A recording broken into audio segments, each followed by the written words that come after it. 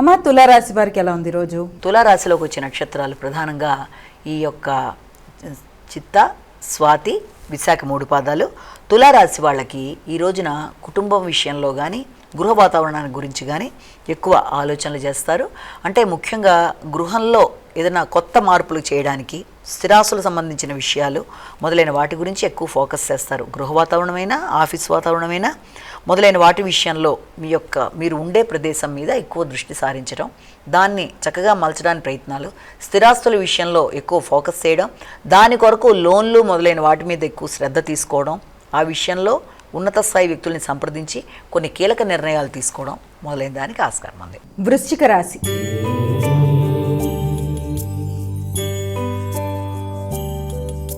అమ్మ వృశ్చిక రాశి వారికి ఎలా ఉంది రోజు? వృశ్చిక రాశిలోకి వచ్చే నక్షత్రాలను ప్రధానంగా తీసుకున్నట్లయితే ఈ వృశ్చిక రాశిలో మనకి ఈ యొక్క విశాఖ, అనురాధ, జ్యేష్ఠ వృశ్చిక రాశిలోకి వచ్చే నక్షత్రాలు.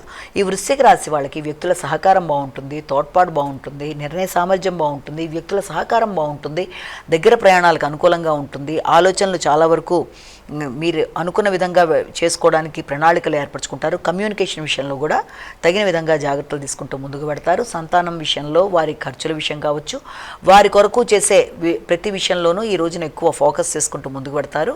వారికి విదేశీ అవకాశాలకి, విదేశాల్లో ఉండే సంతానంతో చర్చలు జరపడానికి, వారి సహకారంతో నూతన ఆలోచనలు చేయడానికి అనుకూలమైన సమయంగా భావించవచ్చు. ధనస్సు రాశి.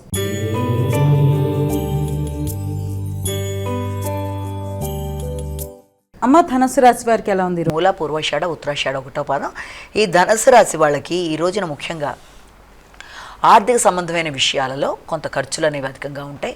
ఆకస్మికమైన ఖర్చులు రావడం బట్టి కూడా కొంత ఘర్షణాత్మకమైన వాతావరణం మానసికంగా ఏర్పడుతుంది. అలాగే దాంతోపాటుగా ఆ పెట్టే ఖర్చులు కూడా వీలైనంత వరకు స్థిరాస్తుల వైపు మళ్లించడానికి కూడా మీరు ప్రయత్నాలు అధికంగా చేస్తారు.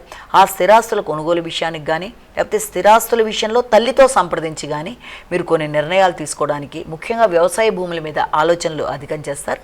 అలాగే స్వగ్రామ సందర్శన మీద కూడా ఆసక్తిని కనబరుస్తారు. ముఖ్యంగా తల్లి, స్వగ్రామం, అలాగే ఈ యొక్క వ్యవసాయం మొదలైన విషయాలన్నిటి మీద ఈ రోజున ఎక్కువ ఫోకస్ చేయడం, విద్యార్థులు విద్యా సంబంధమైన విషయాల మీద ఎక్కువ ఫోకస్ చేయడానికి ఆస్కారం ఉన్న సమయంగా చెప్పచ్చు.